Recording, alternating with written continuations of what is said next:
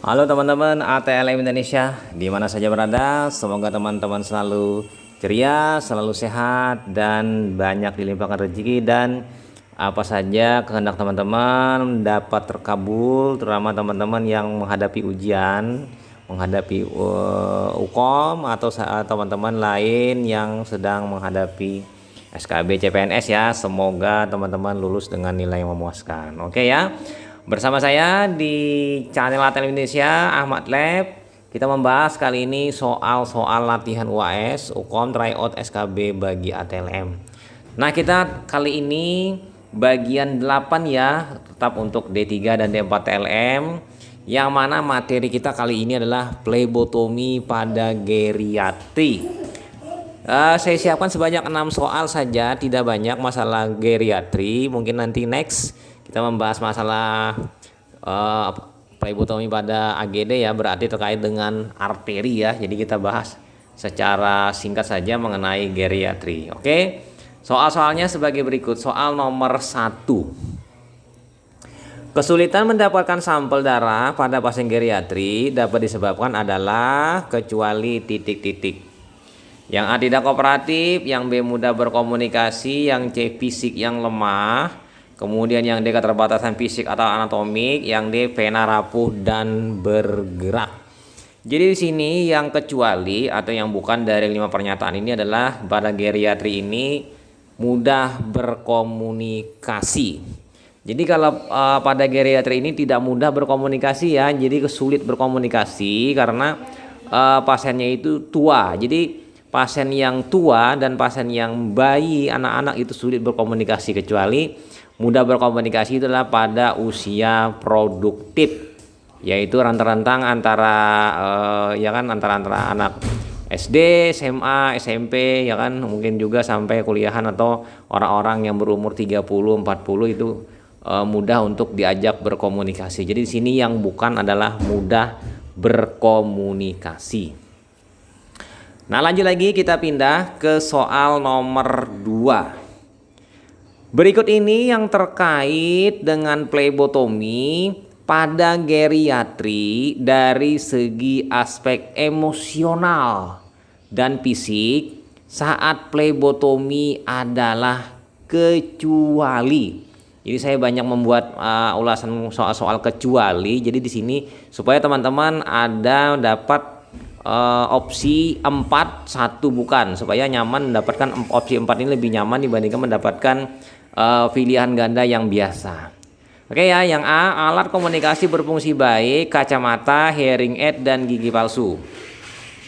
Kemudian yang B deformitas anggota gerak, rasa nyeri, itu adalah posisi pasien cari yang nyaman karena di sini posisi pasien tidak nyaman pada saat deformitas.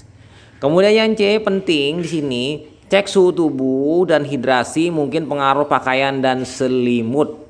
Ini penting ya, suhu tubuh mungkin akan menurun bila tidak menggunakan pakaian atau selimut. Mungkin juga pengaruh dengan suhu ruangan, suhu ber-AC ya, penting juga. Dan di sini apabila dehidrasi, mungkin suhu tubuh dia si pasien dia akan meningkat karena dengan kita melakukan hidrasi minum maka terjadilah berkeringat dan suhu tubuh kita akan dinetral kembali menjadi suhu 37 derajat Celcius. Kemudian penyakit kronis, hentikan obat, harus ada pertimbangan dengan baik. Atau pilihan yang E, pasien masih berusia 45 tahun. Jadi di sini yang bukan terkait dengan geriatri, yaitu aspek emosional dan fisik, itulah yang E. Karena pasien geriatri ini adalah pasien-pasien yang tua, manula, usila atau jompo. Jadi usia 45 itulah usia produktif. Jadi adalah bukan geriatri dia. Oke ya, kira-kira ini yang janggal. Jadi di sini teman-teman harus bisa membedakan yang mana itu geriatri, yang mana bukan. Nah. Oke, lanjut kita pindah ke soal nomor 3. Cara memegang pasien geriatrik merupakan hal penting dalam plebotomi.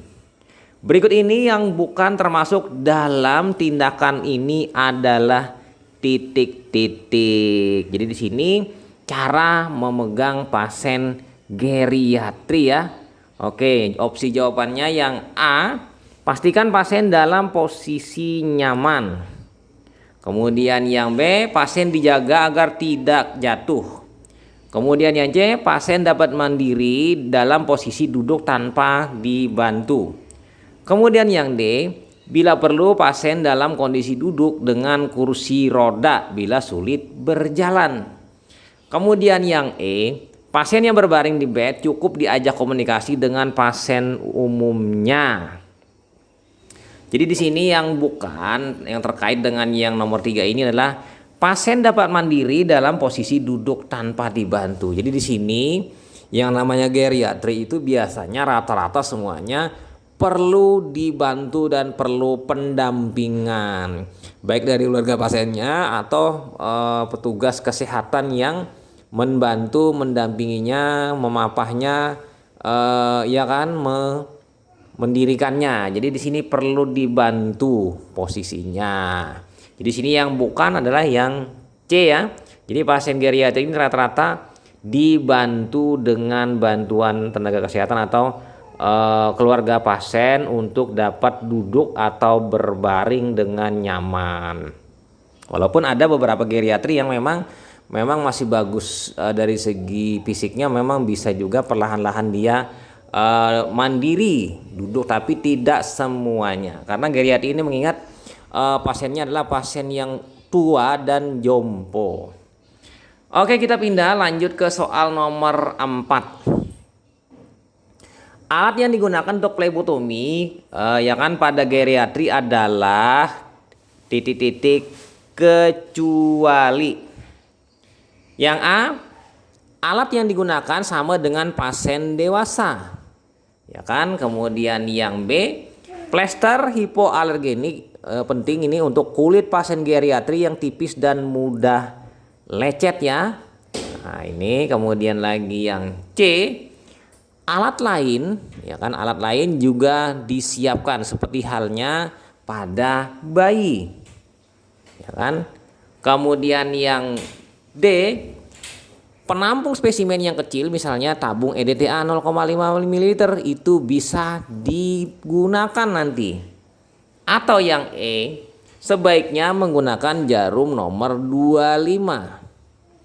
Oke, jawaban di sini yang kecuali dalam pernyataan di sini adalah yang bukan, itu adalah sebaiknya menggunakan jarum nomor 25. Jadi orang geriatri ini kita berlakukan hampir sama dengan pasien dewasa pada umumnya, cuma harus hati-hati dalam menusuk penanya.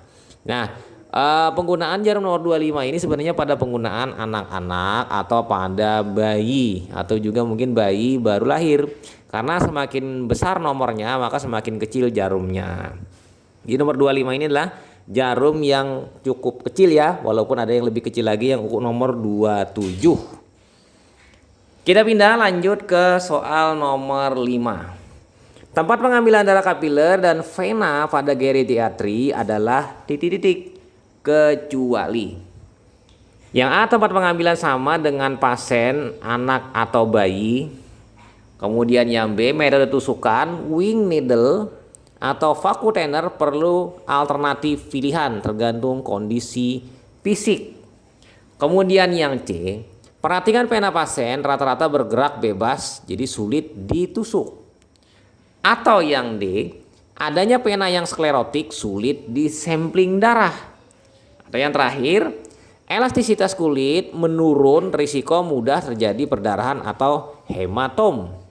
Nah, di sini yang bukan kecuali itu adalah terkait dengan geriatri adalah tempat pengambilan sama dengan pasien anak atau bayi. Jadi ini sebenarnya kurang tepat karena tempat pengambilan sama dengan pasien dewasa. Hanya saja pada pasien geriatri ini ada beberapa petunjuk yang memberikan kita ekstra hati-hati, yaitu penanya bergerak. Kemudian ada yang menebal, kemudian penanya sulit ditembus. Apabila ditembus pecah dan terjadilah hematom, ya kan? Nah, ini kira-kira disinilah yang berisiko-risiko yang terjadi pada kasus geriatri pada pengambilan spesimen darah. Nah, lanjut kita pindah ke nomor 6, nomor terakhir.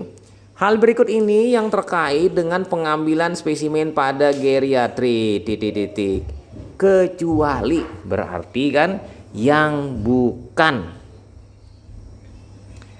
Kemudian yang A, diperlukan teknik atau metode khusus. Yang B, pertimbangkan adanya penurunan fungsi-fungsi organ. Kemudian yang C, metode tusukan, wing needle atau vacuum thinner jadi alternatif pilihan tergantung kondisi fisik. Kemudian yang D, terutama pada pasien dengan penipisan dan penurunan elastisitas kelenturan kulit dan aterosklerotik berakibat sampling lebih sukar, sulit risiko pena mobile. Atau yang E, elastisitas kulit menurun dapat mudah terjadi perdarahan atau hematom. Jadi kalau kita melihat ini soal nomor 6 ini mirip-mirip saja dengan soal nomor 5. Jadi di sini yang tidak masuk untuk soal nomor 6 ini kira-kira yang mana teman-teman? Nah, yang benar adalah yang A kecualinya. Diperlukan teknik atau metode khusus. Jadi di sini tidak diperlukan teknik atau metode khusus yang benar. Jadi di sini pada geriatri itu tidak perlu kita metode atau teknik khusus, sama saja dengan memberlakukannya mirip dengan pada pasien-pasien dewasa. Cuma ada beberapa ekstra hati-hati yang menjadi ingatan bahwa pada geriatri itu penanya bergerak dan mudah pecah. Pada prinsipnya seperti itu ya. Jadi harus berhati-hati dan kulitnya kelenturannya yang kurang. Oke, itu saja teman-teman, sebanyak 6 soal mengenai plebotomi pada geriatri. Semoga memberikan manfaat bagi teman-teman yang sedang menyimaknya dan saya doakan teman-teman lulus dengan nilai yang memuaskan. Oke, bagi teman-teman yang baru saja bergabung jangan lupa subscribe, nantikan video selanjutnya dan bunyikan notifikasi untuk mendapatkan info-info super baru dan soal-soal terbaru seputar ilmu laboratorium medik. Semoga bermanfaat barokah. Salam kompetensi, selamat belajar, sampai jumpa di video-video selanjutnya. Bye.